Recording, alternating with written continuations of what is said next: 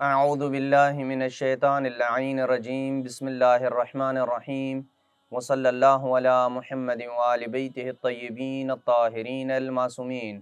بارگاہ ملکوتی امیر المومنین سرزمین نجف اشرف سے مومنین کرام کی خدمت میں فقہی احکام کا سلسلہ جو ملازمین کے احکام کے ساتھ ریلیٹڈ ہے، اس سوال تک پہنچا ہے کہ کیا ایئر ہوسٹس کا کام کرنا جائز ہے یا جائز نہیں ہے، خاص طور پہ جب جہاز کے اندر وہاں موجود عملے سے مسافرین شراب کا بھی تقاضا کریں کہ ہمیں شراب دیا جائے، جیسے کہ بعض ایسی ایئر لائن ہوتی ہیں جن کے اندر یہ چیز پیش کی جاتی ہے، ڈرنک جو ہے وہ پیش کیا جاتا ہے مسافرین کو۔